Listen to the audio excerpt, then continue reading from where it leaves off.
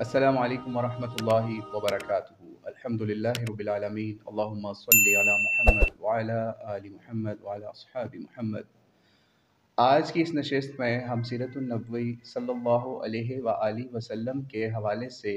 Main 3 topics जो हैं उनको डिस्कस करेंगे। एक शक़ सदर है, उसके अलावा मोहर नबूवत है और अंबिया कराम का बकरियां चराने का मामला है, जंग फुज्जार और हेल्फुल फदूल। ये 3 मेन टॉपिक्स जो हैं इनको डिस्कस करेंगे। तो आइए सबसे पहले हम शक़ सदर से इसका आगाज़ करते हैं। जब नबी अलैहिस्सलाम की उम्र तकरीबन 4 से 5 साल थी, उस वक्त आप बच्चों के साथ एक जगह पर खेल रहे थे, तो अचानक कुछ बच्चे दौड़ते हुए आए और उन्होंने जो इनकी फॉस्टर मदर थी या रज़ाई माँ जिसे कहते हैं, जो इनको पाल रही थीं, तो उनके पास बच्चे आए और उन्होंने कहा कि मोहम्मद को कत्ल कर दिया है सल्लल्लाहु अलैहि वसल्लम। तो हुआ ये कि उन बच्चों ने ये वाक़या देखा कि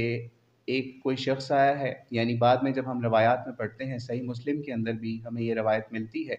कि हज़रत जिब्रील अलैहिस्सलाम आए, उन्होंने नबी अलैहिस्सलाम को बचपन में ही लिटाया एक जगह पर, जब बच्चों के साथ खेल रहे थे उससे अलहदा करके लिटाया और आपका सीना मुबारक चाक किया। ये जो शक़ सदर है ना, शक़ कहते हैं चाक करने को और सदर कहते हैं सीने को, ठीक है? उसको चाक किया और उसमें जो उनका हार्ट था या दिल था उसके साथ कुछ मामला किया, यानी उसको एक थाल या एक समझ लें कोई ट्रे, गोल्ड ट्रे थी, उसके अंदर रखा और उसको ज़मज़म से मज़ीद पाक किया और उसको फिर वापस आपके सीने में ही वापस लगा दिया और फिर उसके बाद उसको वापस उसकी यानी सी दिया, जैसे लाइक सर्जरी, इस काइंड ऑफ सर्जरी थी, ठीक है? कर दिया। तो जब वो बच्चे ये बात बताने के लिए हज़रत हलीमा सादिया के पास आए, तो वो भी परेशान होगी कि क्या मामला हो गया है। लेकिन पता ये चला कि दूसरी तरफ से नबी अलैहिस्सलाम भी यानी मोहम्मद भी आ रहे थे। तो फिर उनको सुकून हो गया और उनका कहा जाता है कि उस वक़्त जो चेहरे का रंग था वो भी कुछ तब्दील था। और हज़रत अनस बिन मालिक जो नबी अलैहिस्सलाम के सहाबा में से हैं, वो बताते हैं कि आपके सीने पर उन्होंने एक निशान भी देखा था, जिससे ये पता चलता है कि वाक़ई ही ऐसा मामला हुआ। अच्छा, एक और चीज़ यहाँ पर कुछ चीज़ें हम साथ-साथ भी समझाते और बताते जाएँगे कि एक वर्ड होता है एटमॉलॉजी। एटमॉलॉजी मीन्स कि आप कोई भी वर्ड आपके सामने आए ना, तो आपके पास उसकी हिस्ट्री हो, ये एक स्पेशल नॉलेज की ब्रांच है, ठीक है? तो आपके पास जब भी कोई वर्ड आए ना, लाइक ये शक़ सदर है, तो आपके ज़हन में आइडिया हो इसकी बैक पे, इसके बैक पे क्या स्टोरी है, ठीक है? आगे भी हम कुछ चीज़ें पढ़ेंगे, उसके ऊपर भी आपको साथ-साथ उसकी बैक पे जो भी उसकी एटिमोलॉजी होगी या उसकी बेस होगी, रूट होगी, हिस्ट्री, वो भी साथ-साथ बताते चलेंगे, ठीक है? तो ये जो शक़ सदर वाला मामला है, इसके बारे में मौरख़ीन और मुहद्दिसीन ये बात लिखते हैं, यानी जिन्होंने लिखा नबी अलैहिस्सलाम की सीरत के बारे में, वो भी लिखते हैं कि तकरीबन 4 से 5 दफ़ा ये मामला पेश आया नबी अलैहिस्सलाम की ज़िंदगी के अंदर। पहला 4 से 5 साल की उम्र में, दूसरा जो है वो 10 साल की उम्र में, तीसरा जिस वक़्त आपने ऐलान नबूवत करना था उस वक़्त, और 4th नंबर पे मेराज के सफ़र से पहले भी ये मामला पेश आया कि आपका सीना जो है उसको उसमें से दिल निकाल के उसको स्पेशल ट्रीटमेंट किया गया उसका। बहरहाल इसके ऊपर हमें ये भी चीज़ समझने की ज़रूरत है कि जो अम्बिया होते हैं, नबी होते हैं, उनके लिए अल्लाह करीम कुछ स्पेशल ऐसी चीज़ें करते हैं ताकि जिन्होंने लोगों की रहबरी करनी होती है, उनकी स्पेशल प्रोटेक्शन की जाए। और इससे अक्सर लोगों ने इस वाक़े का इनकार करने की भी कोशिश की, क्योंकि उनके नज़दीक ये बात उनके सामने आती थी कि अगर आपको इस तरीके से आपके हार्ट को इस तरीके से अल्टर कर दिया गया, तो फिर हमारे और उनके दरमियान तो वो कोई ऐसा रहा ही नहीं कि हम उनको फ़ॉलो कर सकें। तो फिर उलमा कराम ने इस चीज़ का जवाब दिया कि ये चीज़ स्पेशल प्रोटेक्शन के लिए, नबी के लिए और उनको हिकमत और उनको दानाई सबसे बेस्ट देने के लिए ये काम किया जाता था। क्योंकि आपको पता है कि नबी अलैहिस्सलातु वस्सलाम ने या हमारे प्यारे मोहम्मद अलैहिस्सलातु वस्सलाम ने किसी भी उस्ताद से या किसी भी इदारे से, किसी भी यूनिवर्सिटी से, किसी भी स्कूल से तालीम हासिल नहीं की थी, ना ही कोई आपका कोई उस्ताद समझा जाता है। तो ये समझ लीजिए आपको स्पेशल इल्म और हिकमत देने के लिए ये काम किया गया। फिर एक और चीज़, अगला हम पॉइंट पे चलते हैं, मोहर नबूवत। मोहर नबूवत दरअसल नबी अलैहिस्सलाम की जो बैक थी, यानी जो दो कंधे होते हैं ये वाले शाने, इसकी बैक पे दरमियान में एक लाइक एग की तरह, यानी अगर हम किसी परिंदे का एग देखें छोटे साइज का होता है, तो उसके एग की तरह का एक साइन था। ठीक है, वो साइन भी आपको स्पेशल अता किया गया था। कुछ लोगों के मुताबिक जब ये मामला हुआ शक्क़ सदर वाला, जिसका हम पहले बयान कर चुके, उसके बाद ये आपके जिस्म में मुबारक के ऊपर ज़ाहिर हुआ या शो हुआ। लेकिन ज़्यादातर सीरत निगार यही कहते हैं कि आपका ये जो साइन था, जो आपकी बैक पे था, जिसको मोहर नबूवत कहा जाता है, ये शुरू से था, यानी बचपन से ही था। लेकिन इसमें विजिबिलिटी बाद में आई। और वो मोहर नबूवत पे क्या लिखा हुआ था, आप अक्सर जगहों पे उसकी सीनरीज या उसकी ब्यूटीफुल पिक्चर्स लोग अक्सर अपने घरों में भी लगाते हैं। ऊपर लिखा हुआ है अल्लाह, फिर रसूल और मोहम्मद। और अगर हम उसको नीचे से डाउन से अपवर्ड पढ़ें तो मोहम्मद रसूल अल्लाह 3 लेवल्स पे बनता है। और ये इसका मज़ीद वाक़या हम जो है इसकी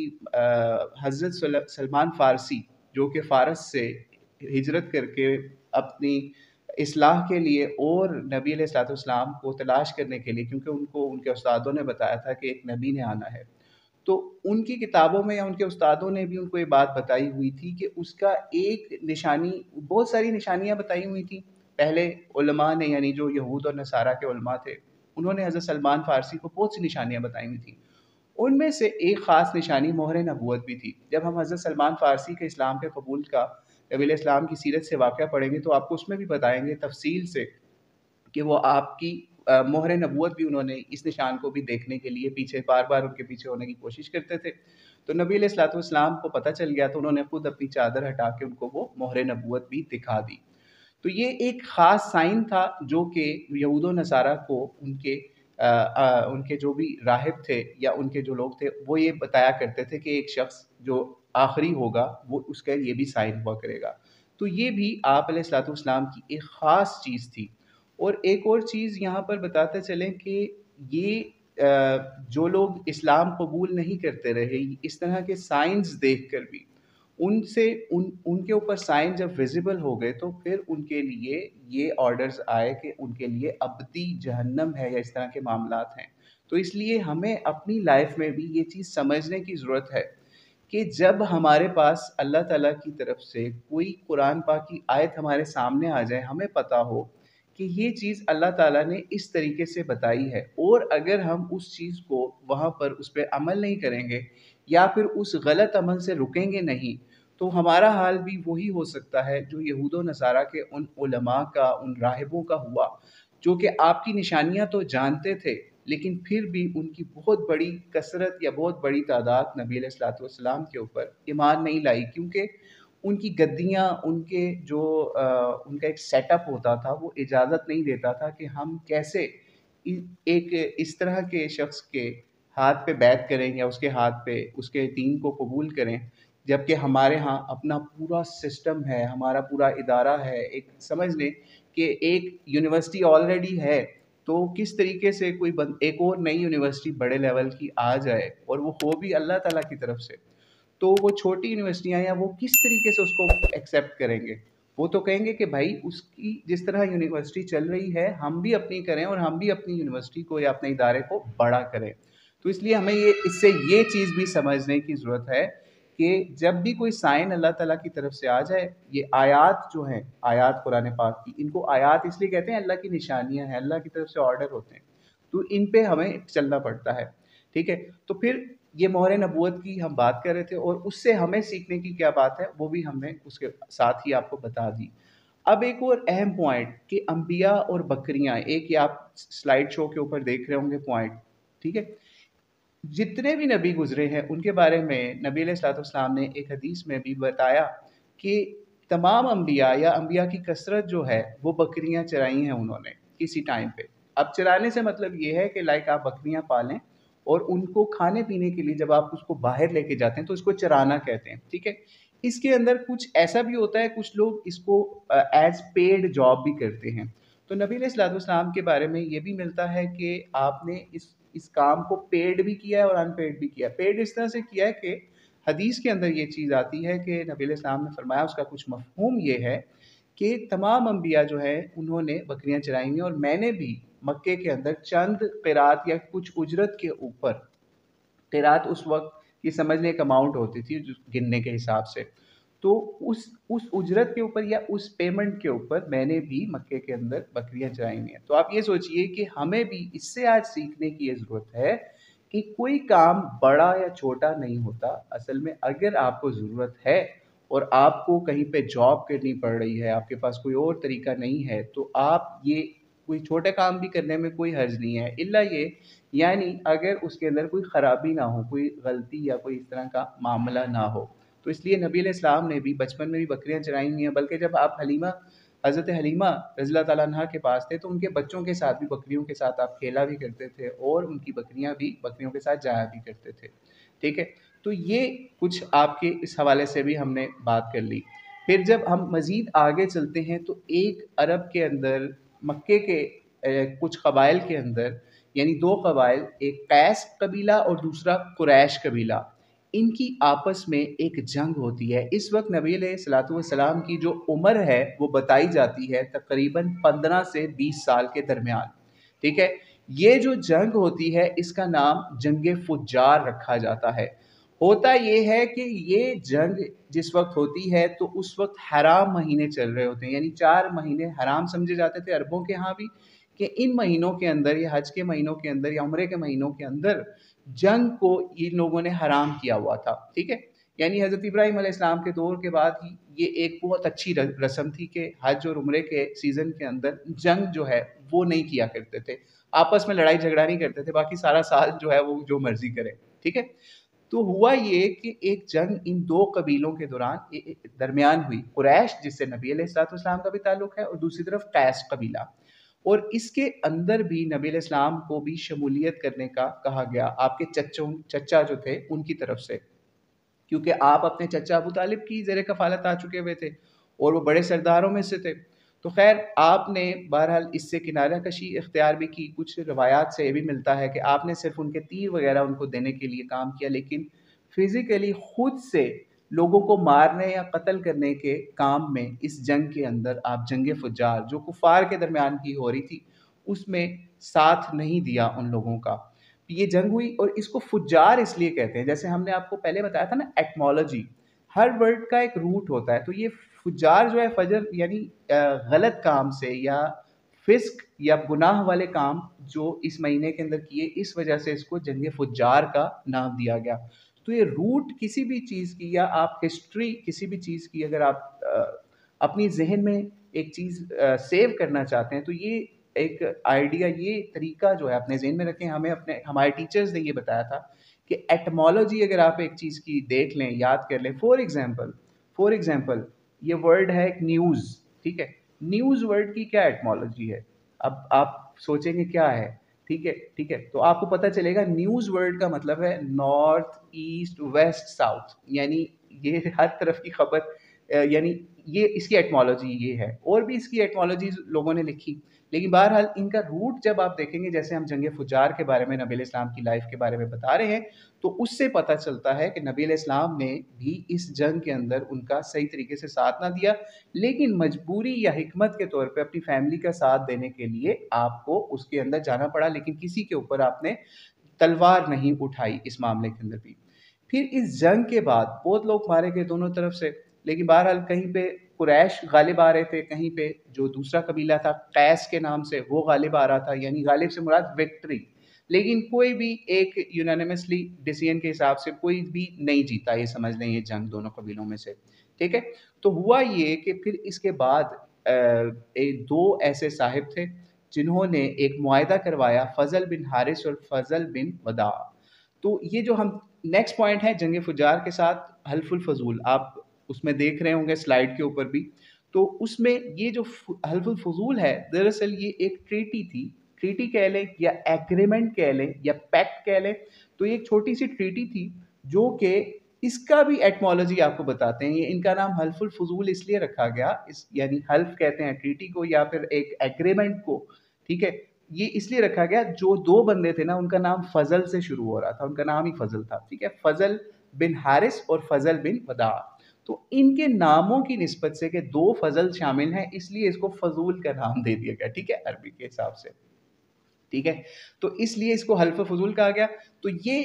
एग्रीमेंट हुआ पीस के लिए, ठीक है, ये एग्रीमेंट पीस के लिए हुआ, और ये जिस शख्स के घर में हुआ वो भी बड़ा नेक बंदा था।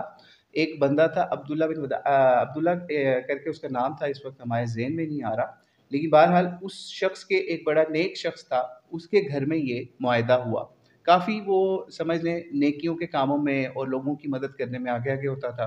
तो वो उसके घर पे ये मुआहदा हुआ। नबी अलैहिस्सलाम भी, हमारे प्यारे आका भी उस मुआहदे के अंदर शामिल हुए, और ये अमन का मुआहदा था। इसमें बेसिकली ये था कि जो पीछे जंग हुई है अब उसके हवाले से मामला तय किए जाए और अमन किया जाए, और मक्के की हद तक ये चीज़ होगी, ठीक है जी। ये किसी ने लिखा है, अब्दुल्ला बिन जुदान, ठीक है। तो मक्के की हद तक ये बात हुई कि मक्के के अंदर पीस कायम होगा, ठीक है, कोई भी बाहर से हो या अंदर से हो, कोई भी यहाँ पे जंग नहीं करेगा। बाहर से कोई अगर हमारे खिलाफ जंग करने आएगा तो हम उसका मुकाबला करेंगे, लेकिन मक्के के अंदर, हरम के अंदर ये बात जो है यानी अमन कायम करना है मिलके। तो नबी अलैहिस्सलाम भी इस मुआहदे के अंदर शामिल हुए अपनी फैमिली की तरफ से, और बाद में भी आपने, यानी आगे चल के भी जब नबूवत का ऐलान हुआ उसके बाद भी आपने इस मुआहदे को, यानी ये जो पीस ट्रीटी थी हल्फुल फजूल के नाम से, इसको बहुत प्रेज़ किया करते थे, और यहाँ तक रवायात में मिल जाता है कि उसका मफ़हूम है कि आपने फरमाया कि मुझे, अगर उस वक़्त सुर्ख ऊँट यानी रेड कैमल बहुत एक्सपेंसिव एक जानवर हुआ करता था उस वक़्त, यानी काइंड कैमल्स की। तो आपने फरमाया कि अगर मुझे रेड कैमल्स भी उस वक़्त ऑफ़र किए जाते तो मैं उनको कबूल ना करता, यानी इस मुआहदे के खिलाफ़, यानी अगर इस मुआहदे को रोकने के लिए। तो इसलिए आपने भी उस पीस ट्रीटी के अंदर हिस्सा लिया और मक्के के अंदर कायम करने में अपना किरदार भी अदा किया। यहाँ पर हमारे सीखने की क्या ज़रूरत है इस चीज़ सीरत से, हल्फुल फजूल से और जंग फुजार से? इससे पता चलता है कि हमें अगर कभी कहीं पे जंग हो, चाहे काफिरों के साथ हो या किसी से भी हो, तो जो भी पीस के लिए बात करेगा हमें उसका साथ देना है, चाहे वो गैर मुस्लिम हो चाहे वो मुस्लिम हो, ठीक है। तो इससे हमें ये चीज़ पता चली कि नबी इस्लाम ने बाद में भी इस मुआहदे को बहुत प्रेज़ किया, और जिन लोगों ने कराया उनको भी, और नबी इस्लाम ने भी इसको बहुत ज़्यादा प्रेज़ किया। और यहाँ तक मिलता है कि आप यही फरमाते थे कि अब बाद में भी अगर कोई ऐसा मुआहदा हो हमारा किसी से, तो मैं उसको बिल्कुल एक्सेप्ट करूँगा। यही वजह है कि नबी इस्लाम ने पीस को हमेशा मुकद्दम रखा, यानी मुकद्दम से मुराद, हम वर्ड भी थोड़े से अब कोशिश कर रहे हैं कि ईज़ी वाले यूज़ करें, लेकिन ये मुकद्दम वर्ड है, मतलब उसको ही आगे रखा, मतलब उसको ही अपना फर्स्ट प्रायोरिटी पे रखा कि पीस होना चाहिए असल में। चाहे काफ़िरों के साथ भी मक्के के अंदर जब रह रहे हैं, उस वक़्त भी पीस को ही आपने सपोर्ट किया, ठीक है? और इससे हमें भी ये चीज़ समझनी चाहिए कि अगर कभी हमारी काफ़िरों से, गैर मुस्लिमों से लड़ाई हो, लेकिन अगर वो आपके सामने पीस का एग्रीमेंट रख दें कि हम पीस करना चाहते हैं आपके साथ, तो आपको बिल्कुल उसके ऊपर पीस के लिए नबी अलैहिस्सलाम की सीरत से हमें ये चीज़ पता चलती है कि हमें उसको एक्सेप्ट करना है। और अपने घरों के अंदर भी हमें ये चीज़ सीखने की ज़रूरत है, बच्चों को भी, बड़ों को भी। बच्चों को कैसे, कि देखें आप बच्चे कितने अच्छे होते हैं, आज लड़ रहे हैं साथ और कल उनकी आपस में सुलह हो जाती है, ठीक है। हमें अहादीस में भी बच्चों की ये सिफ़त जो है अल्लाह ताला के नबी ने ये बताई कि ये इस तरह से ये इनकी बहुत अच्छी सिफ़त है। तो हमें इससे नबी पाक सल्लल्लाहु अलैहि वसल्लम की सीरत से भी ये चीज़ पता चलती है कि हमें लड़ाई झगड़े में पहल करके पीस कायम करने की कोशिश करनी चाहिए। यानी हम तो हुकूमत के लेवल पे या और लेवल पे पीस काम नहीं कर सकते, तो हमें अपने घरों में तो ये काम कर सकते हैं ना। या हमारे किसी अजीज़ रिश्तेदार के साथ हमारी कोई अगर दुश्मनी है, कोई मसला है, तो हमें आगे बढ़ के उनके साथ अच्छा सलूक करना चाहिए, उनके साथ नेक सलूक करना चाहिए, उनको तोहफ़े-तोहाइफ़ देने चाहिए, ईद मुबारक के मैसेजेस भेजें और मिल के जाएँ, सारा कुछ करें, ताकि उनसे हमारा पीस, आपस में तो कम से कम पीस हो। हम बाहर के लोगों से क्या लड़ाई करें या क्या मसला करें। तो इसलिए ये भी हमें नबी पाक सल्लल्लाहु अलैहि वसल्लम की सीरत से आज पीस का जो मैसेज है वो हमें मिलता है। और यहाँ पे उन गैर मुस्लिमों के लिए भी आप लोग एक जवाब जो है वो समझ लीजिए, जो कहते हैं कि नबी पाक सल्लल्लाहु अलैहि वसल्लम जो है वो जंगों के नबी हैं, यानी आपने बहुत सारी जंगें की। تو ہم آپ کو ایک چیز بتائیں کہ جتنے لوگ 9/11 سے لے کے آج تک جنگوں کی نظر ہو گئے ہیں، اس سے بہت کم لوگ نبی پاک صلی اللہ علیہ وآلہ وسلم کی تمام جنگوں کے اندر ان کا قتل ہوا، اور آپ نہیں دکھا سکتے، سیرت جتنی مرضی آپ پڑھ لیں، آپ کہیں نہیں دکھا سکتے کہ نبی علیہ الصلوۃ والسلام نے کبھی جنگ کے معاملے کے اندر بہت زیادہ اس طرح اس چیز کے اوپر زور دیا ہو کہ ہمیں کسی کو نہیں چھوڑنا، اور پیس کوئی ایگریمنٹ پیس کے لیے کرنا چاہ رہا ہو اور آپ نے اس کے اگینسٹ چلے ہوں۔ ہاں، کبھی ایسا ہوا کہ مسلمانوں کو کسی نے بہت زیادہ نقصان پہنچایا اور معاہدہ توڑ دیا پیس کا، یا اور ایگریمنٹ کوئی توڑا، جس کا ہم بعد میں آنے والی نشستوں کے اندر انشاءاللہ اس پہ ذکر کریں گے، تو وہاں پہ نبی علیہ السلام نے پھر معاہدے کے توڑنے کے اوپر کوئی ایگریمنٹ جو ہے وہ اس کو ایکسیپٹ نہیں کیا، کیونکہ ایگریمنٹ جو ہے عربوں کے ہاں بہت بڑی چیز سمجھا جاتا تھا۔ ٹھیک ہے، تو آج ہم نے اس چیز سے یہ لرن کیا، سیکھا کہ ہمیں کس طریقے سے نبی پاک صلی اللہ علیہ وآلہ وسلم کی سیرت سے پیس کا درس ملتا ہے، ہمیں اپنے گھروں کے اندر بھی اسی پیس کو قائم کرنا ہے۔ اسی طریقے سے جو ہم نے جنگ کے حوالے سے بھی بات کی، جنگ فجار تھی، اس کے اندر بھی آپ نے اپنے جو چچا کا، اپنے فیملی کا ساتھ دیا، وہ صرف اور صرف ایک خاص لمٹ تک تھا، آپ نے خود سے وہاں پر بھی تلوار نہیں اٹھائی۔ پھر اور جو ہم نے آج بات کی انبیاء اور بکریوں کے حوالے سے، کہ یعنی بکریاں چرانا یا بکریوں کو پالنا یا بکریوں کی تجارت کرنا یا ان کی بیس کے اوپر کوئی جاب کرنا، یہ بھی ایک بہت ہی سمجھ لیجئے اس زمانے کا کام تھا، جس کو نبی علیہ السلام نے بھی کیا اور دیگر انبیاء کا بھی یہ طریقہ رہ چکا ہے۔ تو اس لیے اس سے پتہ چلا کہ ہمیں بھی کوئی چھوٹے لیول کی اگر جاب کرنی پڑ جائے کسی وجہ سے، تو ہمیں اس کے لیے اس وقت ایکسیپٹ کر لینا چاہیے حکمت کے ساتھ، لیکن یہ نہیں کہ آپ اسی چھوٹے سے کام کے اندر پڑے رہیں۔ ٹھیک ہے، کوئی کام بھی چھوٹا نہیں ہوتا، لیکن آپ یہ سوچئے کہ ایک لیول تھا، نبی علیہ السلام نے بچپن میں یا کسی لیول پہ یہ کام کیا۔ اب ہم اگر آپ کی سیرت سے یہ شروع کر دیں سیکھنا کہ ہم اپنا کام ہر چیز چھوڑ کے گاؤں میں چلے جائیں یا کسی جگہ پہ چلے جائیں اور بکریاں پالنا شروع کر دیں کہ جی ہم تو سیرت نبوی کے اوپر عمل کر رہے ہیں، تو بھائی بالکل ایسا نہیں ہے۔ ایک خاص ٹائم تھا جس وقت آپ نبی علیہ الصلوۃ والسلام نے بکریاں پالی۔ اب یہ نہ ہو جو بچے سن رہے ہیں وہ کل اپنے ماں باپ کو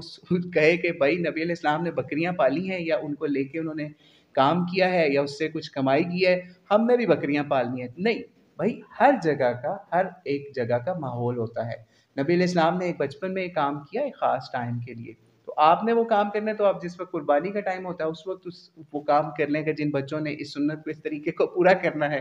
تو آپ وہ یہ کام بھی کر سکتے ہیں۔ لیکن اس کو اس طرح سے کرنا کہ ہم نے اسپیشلی بکریاں رکھ کے اور یہ سنت کو اس طرح سے زندہ کرنا ہے، تو یہ کوئی مستقل سنت یا مستقل طریقہ نبی علیہ السلام کا نہیں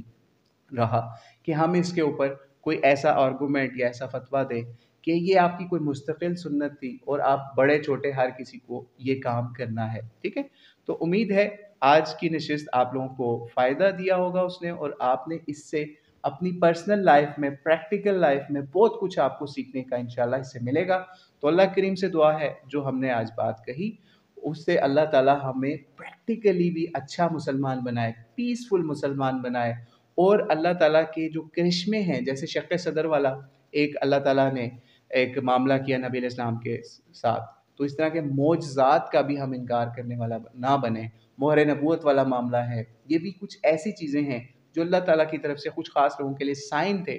کہ اگر وہ ایکسیپٹ کر لیتے تو وہ مسلمان ہوتے، لیکن بہت سارے لوگوں نے پھر بھی نبی علیہ السلام کی نبوت کا انکار کر دیا۔ لیکن بہرحال بہت بڑی تعداد آپ کو پتہ ہے کہ آج آپ عرب دنیا کے اندر دیکھیں تو آپ کو ڈھونڈنے سے کافر ملے گا، غیر مسلم ملے گا۔ تو کیسا وہ انقلاب تھا نبی علیہ السلام کی دعوت کا، پیس کا، ایگریمنٹس کا، جنگوں کا،